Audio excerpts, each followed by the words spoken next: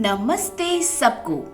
Story time with curious cocoon podcast के 3rd episode में मैं रिद्धि आप सबका स्वागत करती हूँ और आशा रखती हूँ कि आपको आगे के एपिसोड्स पसंद आए होंगे और आपने हमारी YouTube चैनल को सब्सक्राइब कर लिया होगा। दोस्तों, जब मैंने ये पॉडकास्ट शुरू किया तो मुझे लग रहा था कि मैं बच्चों के साथ बातचीत करूंगी, लेकिन पिछले दोनों ही एपिसोड में बहुत सारे लिसनर्स ने कहा कि ये पॉडकास्ट बच्चों के लिए ही नहीं, बड़ों के लिए भी इतना ही दिलचस्प है। बात तो सही है। जैसे हमने पहले एपिसोड में डर भगाने की बात करी थी और दूसरे में खुश रहने की, तो दोनों ही बातें जितनी बच्चों के लिए जरूरी है उतना ही बड़ों के लिए भी है। पता है, ऐसी और एक बात है जो भी सबके साथ जुड़ी हुई है। बड़े हो या बच्चे, ये दोनों को ही भारी परेशान करती है, जो दूसरों पे आता है और कभी कभी खुद पे भी आता है। करेक्ट, गुस्सा, जो आज की हमारी कहानी का नाम भी है। हो सकता है आप में से बहुत सारे लोगों ने ये कहानी सुनी होगी, लेकिन फिर भी मैं आपसे गुजारिश करती हूँ कि आप इसे फिर से सुनिएगा, और ये पहेली भी। तो आज की पहेली है, अरे रे रे रे, ज्यादा खुश मत होइए, मैं पहले ही आपको बता रही हूँ कि इस पहेली का जवाब गुस्सा नहीं है। ठीक है, तो ध्यान से सुनिएगा। छिपी है मुझ में घुंघरू की झनकार, लेकिन कभी कभी मैं अग्नि सी लाल। छिपी है मुझ में घुंघरू की झनकार, लेकिन कभी कभी मैं अग्नि सी लाल। अगर सही चुनो तो सबको रखूं साथ, लेकिन गलत चुनने पर तोड़ दूं सबकी आस। बताओ मैं कौन हूं? जानेंगे कहानी के बाद। तो आज हम शुरू करते हैं हमारी कहानी, जिसका नाम है गुस्सा।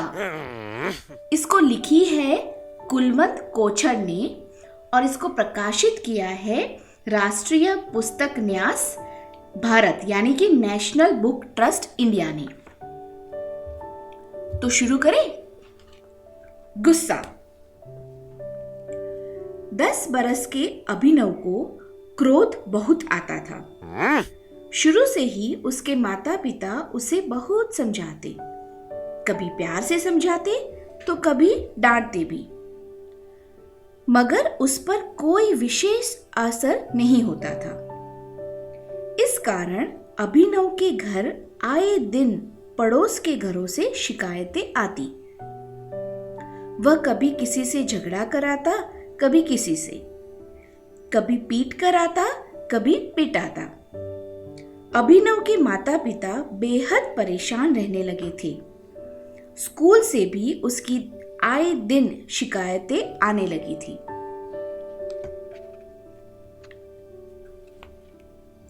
एक दिन की बात है, अभिनव की मां चिंता में बैठी इसी विषय पर सोच रही थी। उन्हें अचानक एक तरकीब सूझी। वे इतना तो जानती थी कि यदि इंसान को गुस्सा आए और उस समय उसका ध्यान कहीं दूसरी बातों में लगा दिया जाए तो गुस्सा स्वयं ही शांत हो जाता है।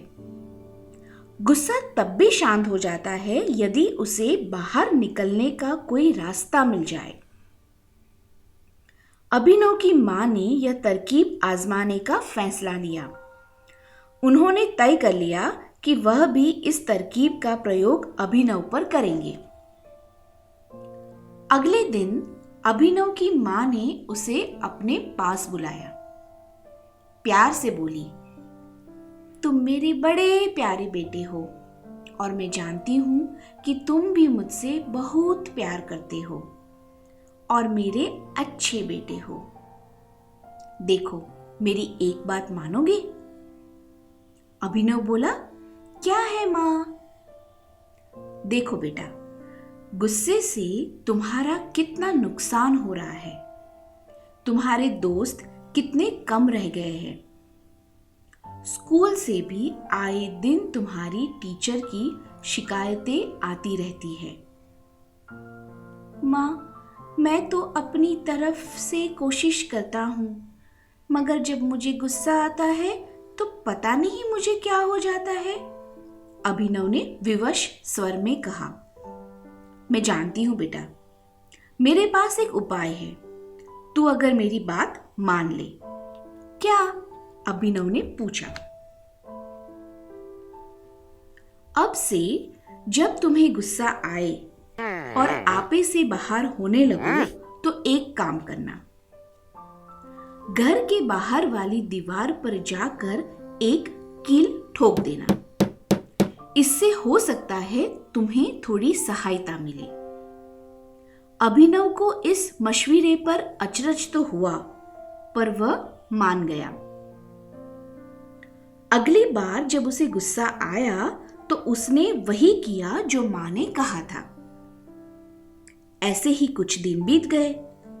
जब उसे गुस्सा आता और वह उस पर काबू पाने में कठिनाई अनुभव करता, वह दीवार में एक कील ठोक दिया करता। पहले कुछ दिनों तक तो उसने काफी सारी कीलें ठोक दी। फिर धीरे धीरे यह क्रम कम होता गया। अभिनव को दीवार में कील ठोकने के बजाय अपने गुस्से पर काबू पाना ज्यादा आसान लगने लगा। एक दिन ऐसा भी आया जब अभिनव ने दीवार में कीलें ठोकनी एकदम बंद कर दी। उसने यह बात जाकर अपनी मां से बताई। वह बेहद खुश हो गई। उसकी मां ने कहा, अभिनव बेटा, मैं तुमसे बहुत खुश हूं। तुम बहुत समझदार हो गए हो, मगर अब एक काम और कर दो। जाकर देखो, तुमने जितनी कीलें दीवार में ठोकी है उन्हें रोज एक एक करके उखाड़ दो। अभिनव ने वैसा ही किया जैसा मां ने कहा था। जब सभी कीलें निकल गई तो उसने आकर मां से बताया। कुल 30 कीलें थी।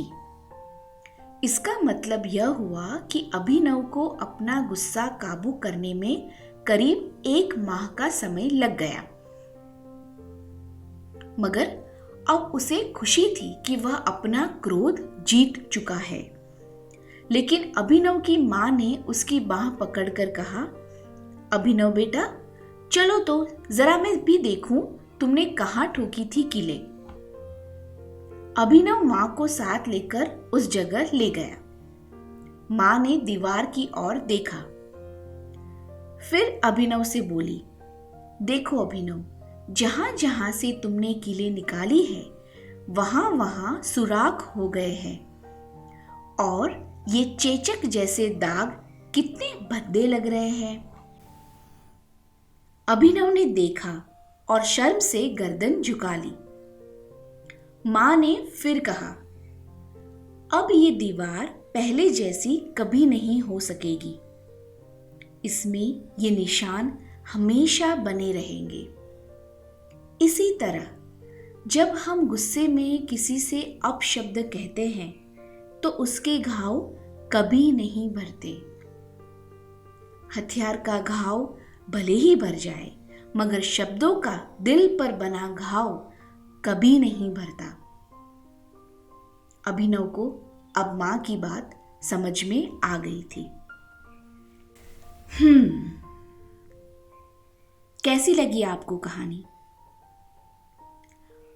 दोस्तों, जब आप 2 लंबी गहरी सांस लेकर इस कहानी के बारे में सोचेंगे तो आपको ऐसा समय जरूर याद आएगा कि आप सोचोगे, शायद मैंने वहां उस वक्त गुस्सा नहीं किया होता। आज हम जिन परिस्थितियों में हैं, इतनी सारी अनिश्चितताएं हमारे साथ जुड़ी है। हमें ये कहानी बहुत सारी चीजें समझाती है ना। तो दोस्तों, गुस्सों को मारे गोली और सुनते हैं पहेली का जवाब। छिपी है मुझ में घुंघरू की झनकार, लेकिन कभी कभी मैं अग्नि सा लाल। गर सही चुनो तो सबको रखूं साथ, लेकिन गलत चुनने पर तोड़ दूं सबकी आस। मैं हूं बोल, शब्द। दोस्तों, हम मीठा भी बोल सकते हैं और कड़वा भी। अपने शब्दों से किसी को हंसा भी सकते हैं और रुला भी सकते हैं। तो हमें अपने शब्दों पर बहुत ध्यान देना चाहिए। तो इसी के साथ मीठा बोलिए, मीठा सुनिए। मैं रिद्धि आपको अलविदा कहती हूँ। अगर आपको मेरी कहानियाँ पसंद आ रही है, मुझसे बात करना अच्छा लग रहा है, तो please like, share and subscribe आपकी अपनी चैनल क्यूरियस ककून पे। अगले हफ्ते फिर मिलेंगे नई किस्से, नई कहानियाँ और बहुत सारी नई बातों के साथ। तब तक स्टे सेफ, बाय बाय।